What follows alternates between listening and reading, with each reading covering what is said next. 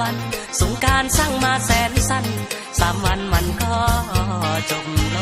งความฮักพักรอถ้าวันสงกรานต์สุดทรมานหัวใจเท่าใดละนะสงกรานต์ผ่านไปหัวใจก็เหมือนคนบ้าเฝ้าคอยเวลาให้วันนั้นมาถึงไวใจ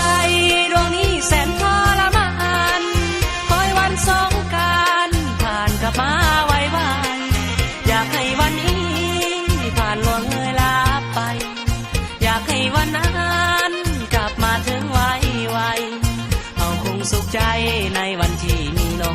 งเคียงข้างคอยวันมือปีเดือนผ่านวันสงกรานต์เล่นน้ำคงพอพบกันมือนี้นั่นคือสิสมหวังคงพานั่งแคมของบอนสองเฮาว้าวบอนเฮานัดกันเมื่อปีก่อนนานอ้ายยังจำได้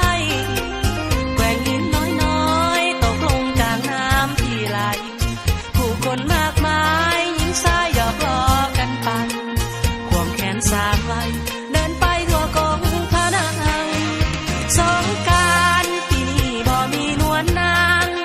แต่อ้ายก็ยังคิดว่าปีหน้าคงเห็น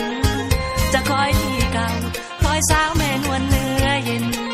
แม่นจะบ่เห็นปีนี้อ้ายก็จะคอยบอกผมปีนี้จะคอยถ้าปีต่อไป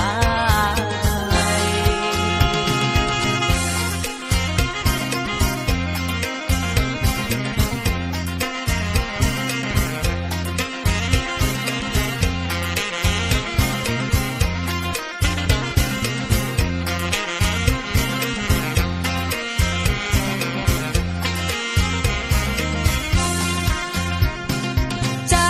ดวงนี้แสนทรมานคอยวันสงกรานต์ผ่านกลับมาไวๆอยากให้วันนี้ผ่านล่วงเลยลาไปอยากให้วันนั้นกลับมาถึงไวๆเอาคงสุขใจในวันที่มีน้องเคียงข้างคอยวันมือปีเดือนผ่านวันสงกรานต์เล่นน้ำคงพอพบกันมือนี้นั่นคือสิสมหวังคงพานั่งแคมของบอนสองเฮาว้าวบอนเฮานัดกัน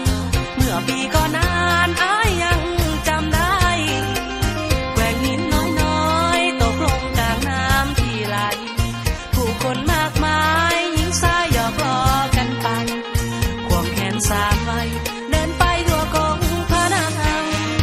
สงกรานต์ปีนี้บ่มีนวลนางแต่อ้ายก็ยังคิดว่าปีหน้าคงเห็นจะคอยที่เก่าคอยสาวแม่นวลเนื้อเย็นแม่นจะบ่เห็น